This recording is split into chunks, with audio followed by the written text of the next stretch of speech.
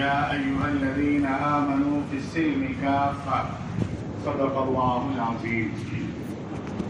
قال النبي صلى الله عليه وسلم يا أيها الناس قولوا لا إله إلا الله تفلحوا أو كما قال عليه الصلاة والسلام. بھائی آگے یہی جگہ خالی ہے، صفوں میں مل کے بیٹھ جائیں، آگے آ جاؤ بھائی. نبی کہا بچے اوپر چلے جاؤ.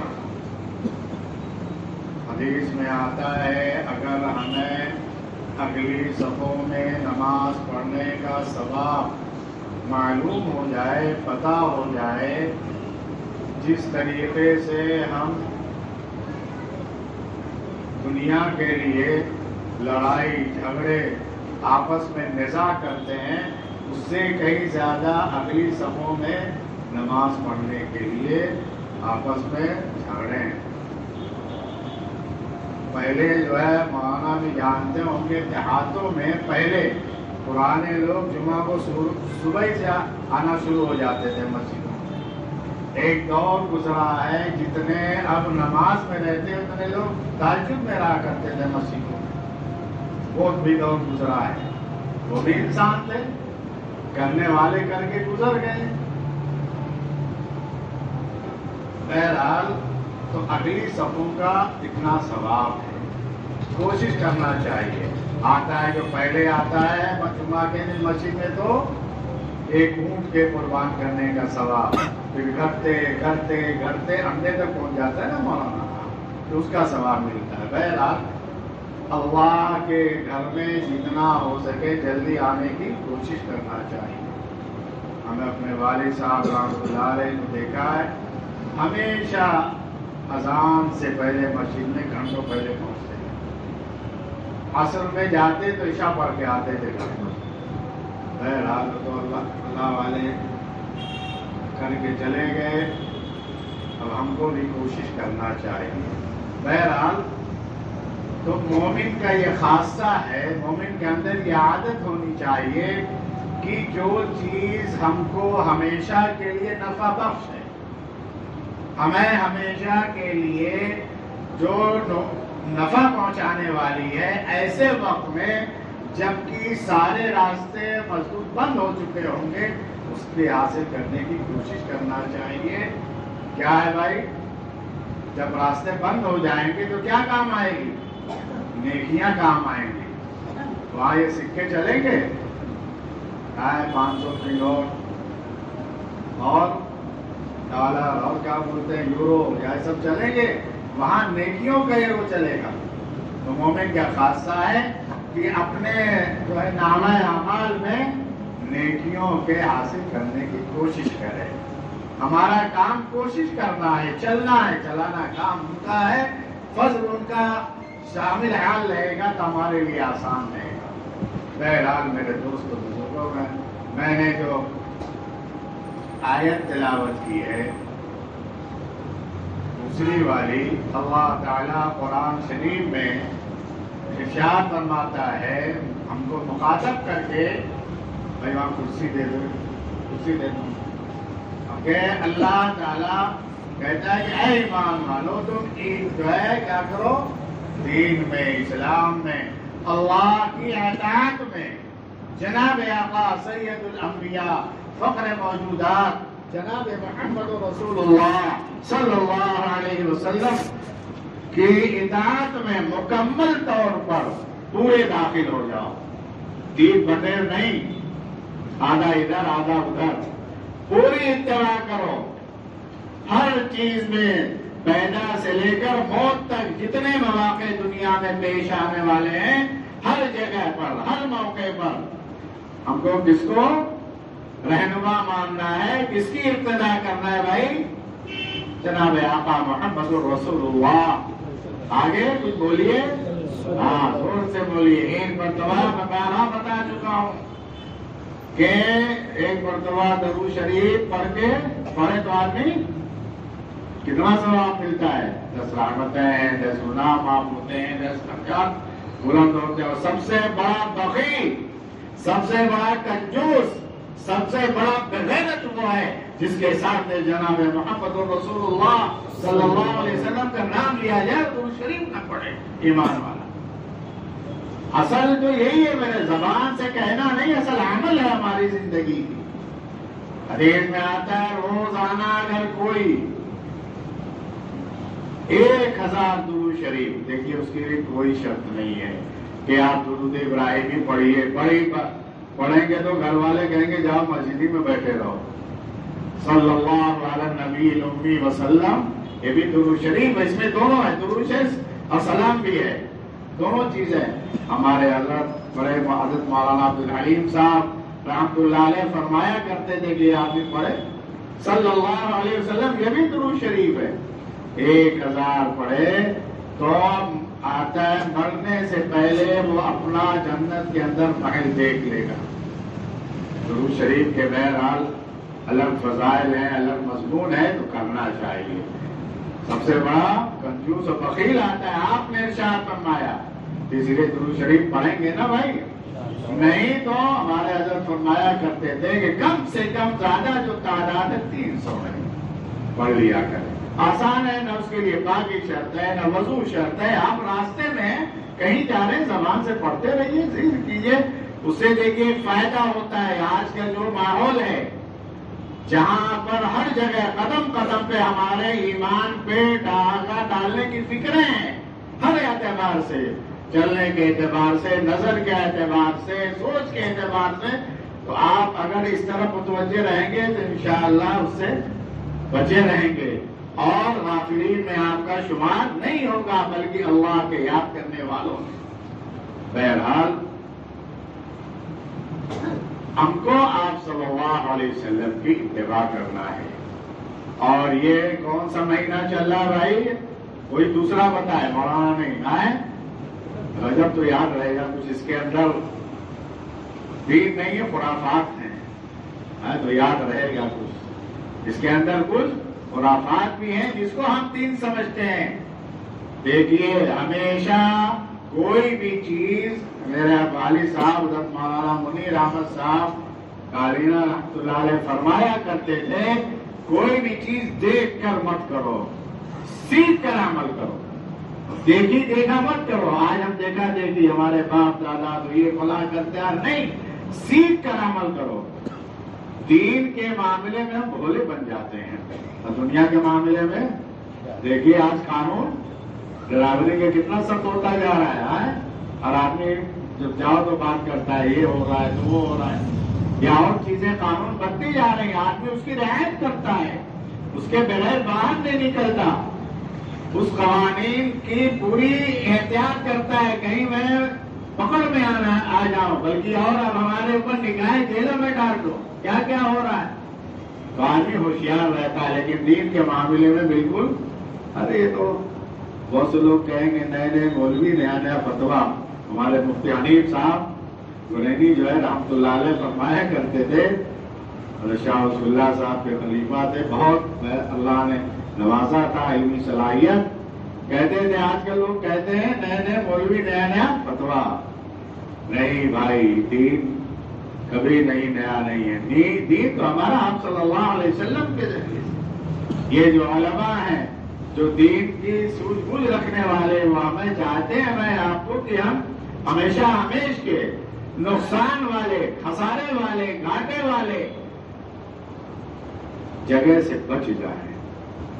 بھائی خسارے والے اور نقصان والی جگہ کون سی ہے؟ یوسف بھائی نیشنل پارک ہے، جہنم ہے. تو ایمان والے کی سب سے بڑی کامیابی کیا ہے؟ آدمی گرم گھر سے محفوظ ہو جائے اور ہمیشہ ہمیش کی زندگی پہ. تو بہرحال آدمی کوئی بھی عمل کرے تو سیکھ کر کرے، معلومات کر لے، جن سے مناسبت ہو علماء سے پوچھ لے. اور ایک بات درمیان میں یاد رکھیے کہ علماء سے تعلق جہاں بھی آپ رہتے ہو رکھیے. سب سے بڑا ان کا مشن ہے کہ علماء سے دور کیا جائے. جس ملک میں جس موقع پر ان کا یہ مشن کامیاب ہوا، وہاں پر انحطاط آیا ہے، وہاں پر بہت ہی ضلالت اور گمراہی آئی ہے. آج یہ ایک ملک ہے جہاں لوگ علماء سے جڑے ہیں، بہت زیادہ نہیں لیکن سب کو وہ علم قائم رہتا ہے۔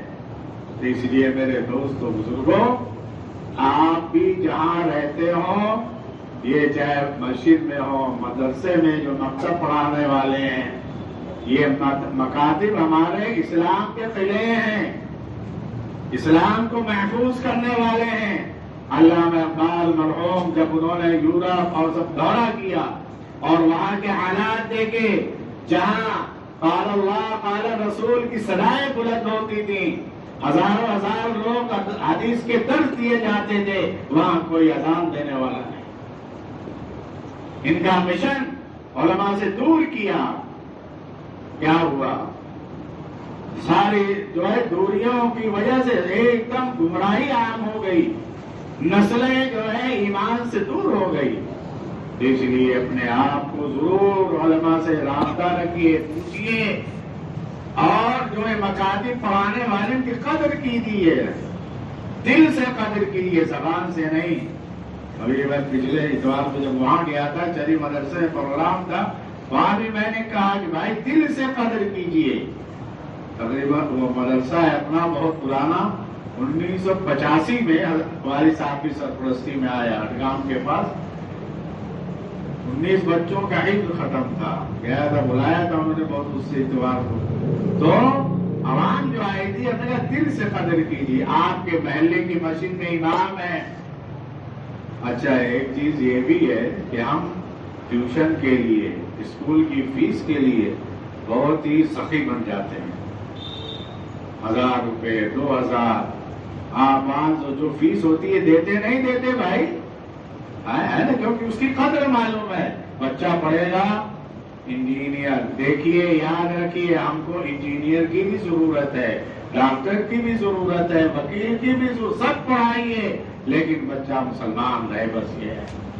سب پڑھائیے، ضروری ہے، ہم کو ضرورت ہے۔ دیکھ لیجیے ہمارے اسپتال ہیں، غیر اس میں آ کے کام کرتے ہیں، ہے کہ نہیں ہے؟ ابھی میں جب 15-20 دن یہاں ایڈمٹ تھا آمینہ میں، نہیں دیکھا وہاں غیر ہے سب۔ ہم کو ضرورت ہے، لیکن ہم کو مسلمان باقی رکھیے کہ ہم مسلمان ہیں، ہم ایمان پہ کوئی سودا نہیں۔ بچیوں سب کو پڑھائیے، لیکن جو مدرسے میں پڑھاتے ہیں، اگر سن لیا کہ 8000 تنخواہ تو بہت ہے۔ میں تو کہا کرتا تھا پہلے کی جتنی تنخواہ دیتے ہیں ہم کو، اتنا تو آپ کے گھر کے جو ہے رئیسوں کے دودھ یا جھاڑو دینے والے یہاں لے جاتی ہیں۔ کیا یہی قدر ہے ہماری علماء کی، حفاظ کی؟ تو انعطاف نہیں آئے گا، پریشان نہیں ہوں گے، سکون تھوڑی آئے گا۔ آپ معلومات کیجئے، سب کی ضرورتیں ہیں، سب کے حاجات ہیں، معلومات کر کے ان کی تنخواہوں میں اضافہ کیجئے۔ جو اذان دیتا ہے، نماز پڑھاتا ہے، کتنی تنخواہ دیتے ہیں ہم آپ؟ ارے ایک وقت بھی کم سے کم 5000 تو دو، مشکل ہے۔ جو لوگ ذمہ دار رہتے ہیں، لگتا ہے کہ وہی جیب سے اپنے ہی کما کے دے رہے ہیں۔ آدمی نیت کرے، اللہ راستے کھولتے ہیں۔ نیت اگر صحیح ہے، اللہ تعالیٰ دیں گے، اب دیتے ہیں لوگ، ایسی بات نہیں ہے بھائی۔ میرے بھی بہت سے کئی سو مدرسے چلتے ہیں، کھڑے ہمارا ممبئی میں، ہم بھی کوشش کر رہے ہیں، کیونکہ ایسی بات نہیں ہے، دیتے ہیں لوگ بھائی۔ آپ اگر ہے تو آپ الگ سے دے دیجیے، کرنا چاہیے۔ ہم مسجد میں عبادات کے ساتھ ساتھ مسجد میں رہنے والوں کو خوش رکھیں گے، خدا خوش رکھے گا آپ کو بھی، اور سکون بھی دے گا۔ بہرحال بات کہیں اور چل جا رہی ہے، ہم دل سے عزت و احترام کریں، یہ کہہ رہا تھا میں، علماء سے، اور سب سے اپنے کو، اپنے بچوں کو، اپنی نسلوں کو، اولادوں کے ایمان کی فکر کریں، جیسے ہم اور آپ فکر کرتے ہیں۔ بچہ بڑا ہو گیا، رہائش کے لیے مکان چاہیے، اور کیا کہتے ہیں، نوکری، ملازمت، کیا کہتے ہیں بھائی، جاب، منہ ٹیڑھا کر کے بولو تب سمجھ جاؤ، جاب کہتے ہیں۔ ہمارے ایک دوست وہیں پہ ملے جلسے میں، میں نے کہا بچہ تمہارا بڑا ہو گیا، نکاح کرو، بولے مولانا ابھی تو 22 سال کا ہوا ہے، ابھی جاب ملی ہے۔ میں نے کہا تو بھوکا تھا کیا؟ بہرحال تو فکر کرتے ہیں. ایسے ہی میرے دوستو ہمارے آپ کے لیے قرآن نے کہا ہے اپنی اولادوں کو، اپنے گھر والوں کو، اپنے ماتحتوں کو کس سے بچاؤ؟ جہنم کی آگ سے، اللہ کی پکڑ سے، اللہ کی ناراضگی والے فعل سے، اس سے بچاؤ.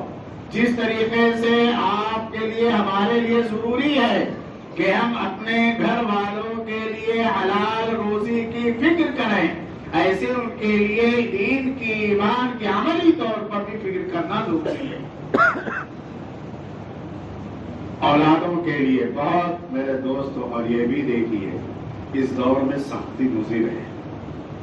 بڑے حضرت فرمایا کرتے تھے، 99 میں انتقال ہوا حضرت کا، والد صاحب کو خطاب کرتے تھے، مولوی صاحب اب جو ہے سختی مضر ہے، نرمی فرمایا کرتے تھے.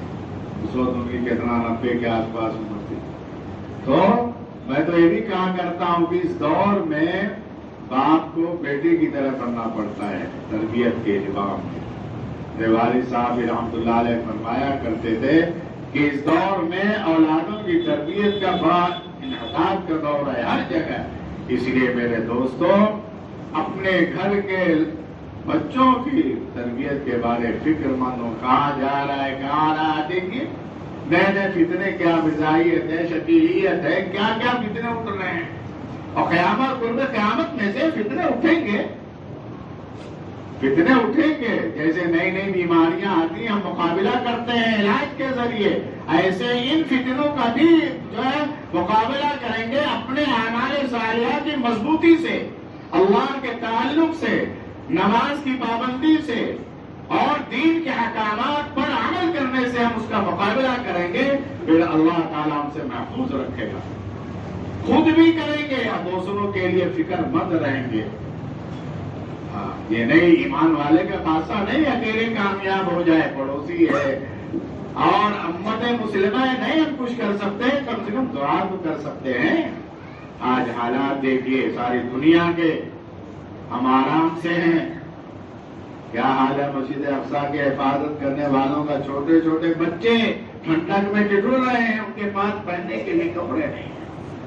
ہم تو ماشاء اللہ اللہ آرام سے ہیں. کچھ نہیں تو دعا تو کر سکتے ہیں ان کے لیے. بہرحال میرے دوستو امت کے لیے فکر مند رہنے والا کبھی محروم نہیں ہو سکتا. آپ صلی اللہ علیہ وسلم کا محبوب بننا ہو، محبوب امتی بننا ہو تو امت کے لیے ہر اعتبار سے فکر مند ہونے والے بن جاؤ.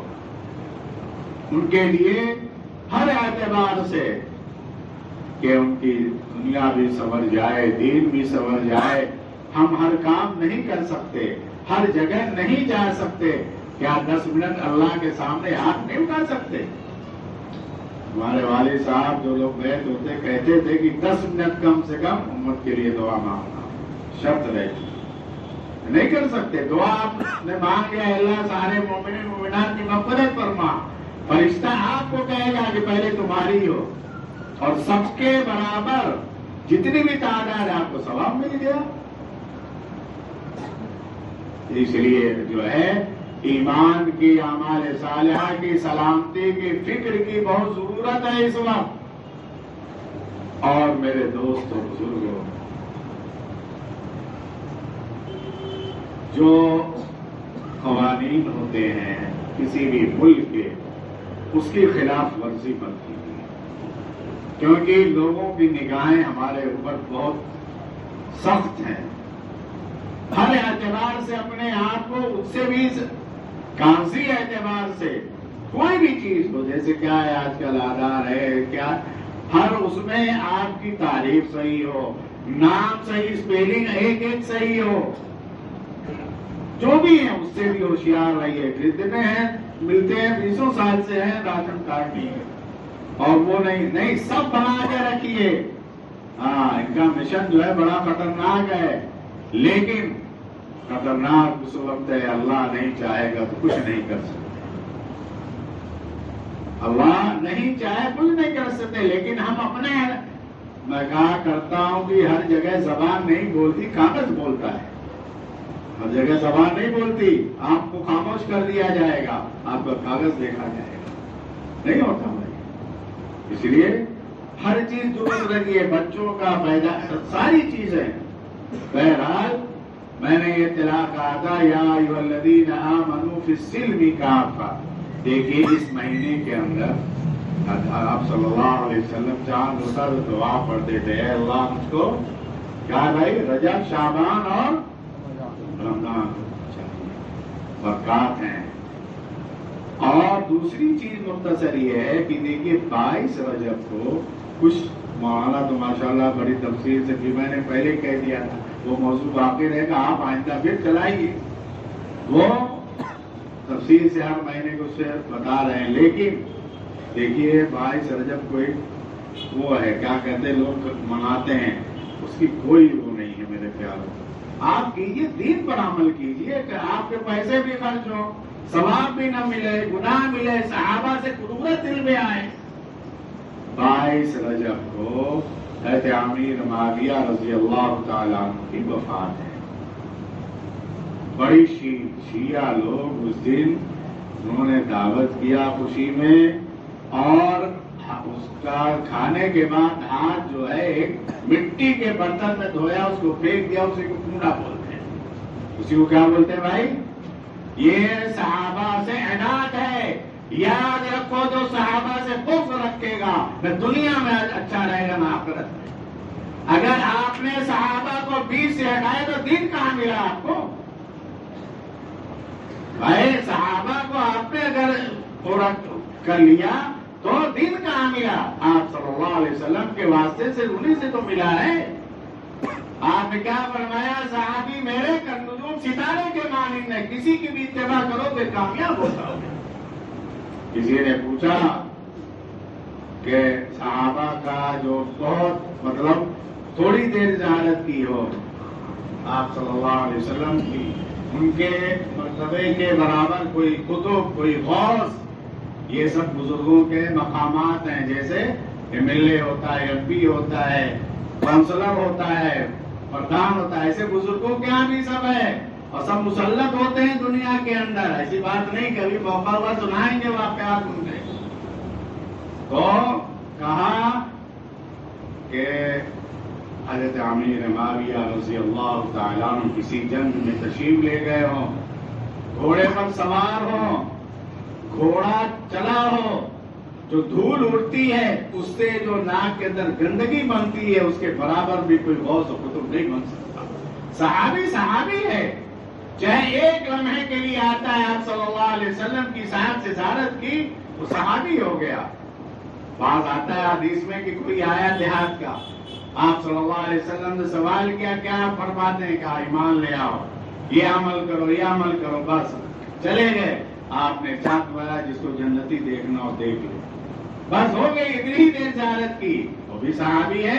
اس لیے میرے دوستوں کبھی صحابہ کی طرف سے دل میں کوئی بھی مشن ہے لوگوں کا، ان کو نہ سمجھ ہے جو ایسے لوگ کرتے ہیں. صحابی ہمارے لیے ابتدا ہیں، اور خدا نے ان کے لیے قرآن پاک میں رضا کا پروانہ نازل کر دیا ہے. رضی اللہ تعالی عنہ. ان کی قربانیاں نہیں دیکھتے، ان کے مجاہدے آپ نہیں دیکھتے. آپ صلی اللہ علیہ وسلم کے ساتھ ہر چیز قربان کر دیا دین کے لیے. سیرت پڑھیے، آپ حدیث سنتے ہیں، فضائل اعمال پڑھی جاتی ہے، اور بھی کتابوں میں آپ حدیث کا مطالعہ کیجیے. ہمیں موبائل سے فرصت ہو، خرافات سے فرصت ہو، آپس میں جو ہے نزاع جھگڑے سے فرصت ہو، تب تو دیکھیے راتوں کو بغیر دلم شور مچاتے ہیں. شرم نہیں آتی کہ پڑوسیوں کو کس کو تکلیف ہوتی ہے. ایک دم بغیرتی کی حد ہو چکی ہے ہمارے اندر. جو وقت ہمارا اللہ کی یاد کے لیے، اللہ کے سامنے رونے کے لیے، اس وقت جو حالات ہیں امت کے گڑگڑانے کے لیے ہونا چاہیے تھا، ہمارا اوقات فضول میں خرچ ہوتا ہے.